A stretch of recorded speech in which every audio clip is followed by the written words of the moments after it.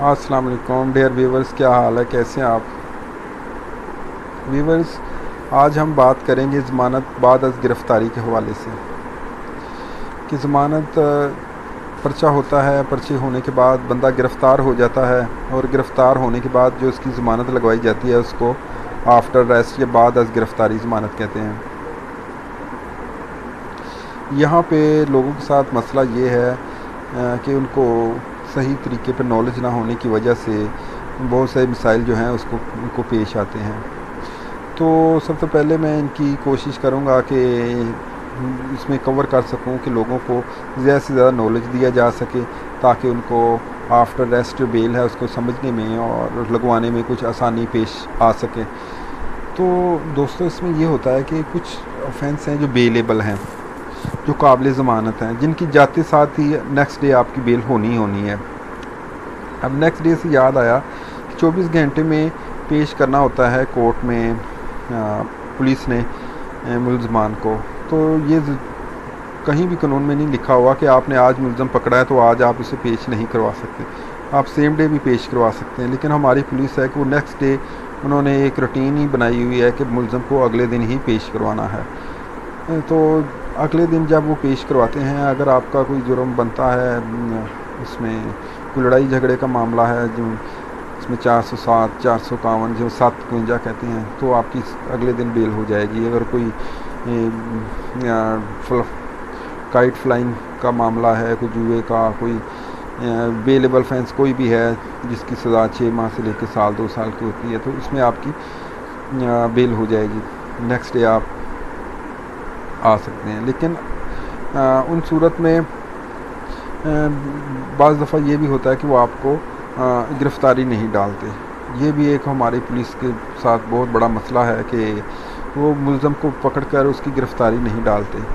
तो उसके लिए आपको क्या करना है कि आप बेलफ सेशन कोर्ट से जारी करवा सकते हैं कि मुलज़म को इलीगल कस्टडी में रखा गया है। लेकिन उसमें भी बड़ी सोच समझ के बेलफ में जो आप जाते हैं कि उसमें अगर आपने उसमें आपको थाने का नाम जो है सेशन कोर्ट में नहीं बताना होता। सेशन जज से रिक्वेस्ट करके आप बेलफ जारी करवाते हैं, क्योंकि अगर आप बेलफ को बता देंगे वहाँ से कि फ़लाँ थाने में लेके जाना है आपको, वहाँ पे मुलज़म बंद है और इलीगल कस्टडी में है, बग़ैर गिरफ़्तारी के है, तो मे भी आपकी वहाँ से आपकी बात लीक हो जाए और मुतलका थाने में अगर बात पहले पहुँच गई तो वहाँ से वो मुलज़म साइड पे कर देते हैं, छुपा देते हैं, जिसकी वजह से आपकी जो सारी मेहनत की है आप बेलफ को लेके जाएंगे तो मुलज़म वहाँ पे नहीं मिलेगा। तो बात को शॉर्ट करते हुए हम अपने मौक़िफ़ पे आते हैं प्री रेस्ट बेल पे। तो प्री रेस्ट बेल अगर बेलेबल फेंस है तो नेक्स्ट डे हो जाएगी। अगर उसमें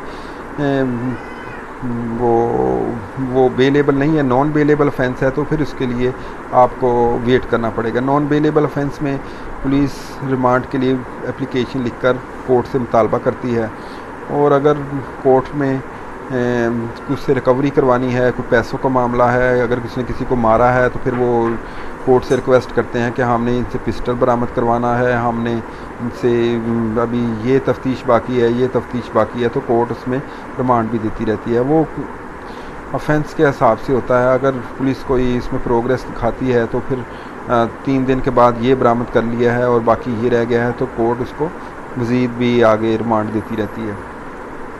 तो ये 15 दिन का रिमांड है, और रिमांड के बाद ये सारा टॉपिक हमने पहले इस पे वीडियो भी बना चुके हैं और इसमें हमारी आर्टिकल भी लिखे हुए हैं। नीचे मैं लिंक दूंगा, आप वहाँ से इसको या मेरे चैनल पे जाके आप इनको देख सकते हैं और मालूमात हासिल कर सकते हैं। तो ये है कि जब आपको आफ्टर रिमांड जब आपको जेल में भेज दिया जाता है तो उसके बाद आप फिर क्या कर सकते हैं। तो जेल में भेजने के बाद आपके पास ये होता है कि उसके बाद आप लगवा देंगे अपनी ज़मानत जो है अप्लाई कर सकते हैं।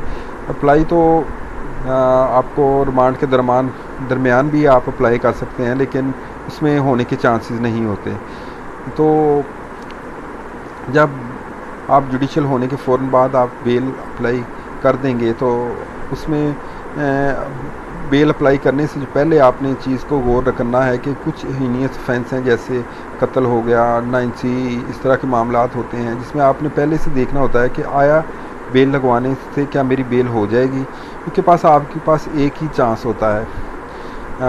आपने हाई कोर्ट तक जाना होता है। अगर आपकी चांस ज़ाया कर लिया और बेल ना हुई तो उसके बाद फिर आप उन्हीं ग्राउंड की ब्रांच पर दोबारा से बेल अप्लाई नहीं कर सकेंगे।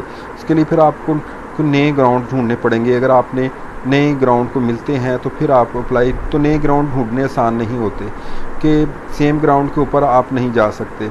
तो इसलिए आपके पास जो चांस है आपने उसको ज़ाया नहीं करना। अगर आपको कोई मुल्ज़म के जो है, आपका कोई अजीज़ मुल्ज़म में कोई ऐसा जुर्म में मुलव्वस है जिसको नॉन बेलेबल है और इसमें काफ़ी सज़ा है, तो फिर आप समझते हैं तो फिर आप उसकी बेल अभी अप्लाई ना करें। इसमें 6 माह साल भी इंतज़ार करना पड़ सकता है, या चंद माह, या अब ऐसे भी केसेस हैं जैसे 489F हो गया, चेक का पर्चा जो होता है, तो उसमें भी अगर आपके पास अमाउंट ज़्यादा है तो उसमें आपकी बेल होने के चांसेस बहुत कम होते हैं।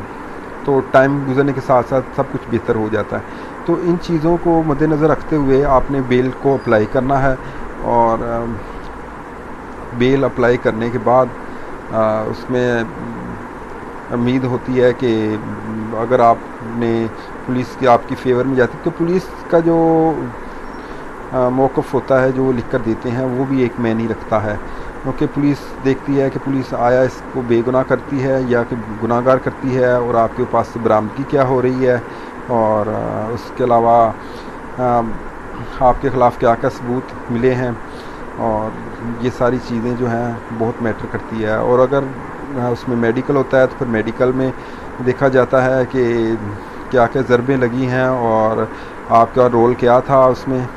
रोल के हिसाब से अगर आपके ज़रब से कोई बड़ी चोट लगी है तो फिर उसमें भी आपकी जो बेल है उसमें चांसेस जो है ना बहुत कम हो जाते हैं। तो इन सारी चीज़ों को मद्देनज़र रखते हुए बेल को अप्लाई किया जाता है। और अगर आपकी सेशन से फ़र्ज़ किया बेल खारिज हो जाती है तो आप फौरी कई लोग होते हैं कि आज यहाँ से खारिज हुई तो 2 दिन बाद हाई कोर्ट में निकाल लेंगे, नहीं, इसमें भी थोड़ा सा डिले करना चाहिए, क्योंकि इसमें ये होता है कि अगर आज आपकी खारिज हुई है फ़ौरन आप हाई कोर्ट में चले जाते हैं तो जज भी देखता है कि यार इस बंदे की अभी यहाँ पे आ गया है, तो इसमें जैसे आप डिले होता है ना वैसे वैसे आपके चांसेस जो हैं वो बढ़ते जाते हैं। तो उम्मीद है दोस्तों को आज की मेरी वीडियो पसंद आई होगी। तो अगर पसंद आई है तो लाइक करें, शेयर करें, और आगे हमारा चैनल को भी सब्सक्राइब करें। तो गुलाम मुर्सा मेहर को आज की इजाज़त दें। इंशाल्लाह नेक्स्ट वीडियो में फिर आपके सामने हाज़िर होंगे। अल्लाह हाफिज़।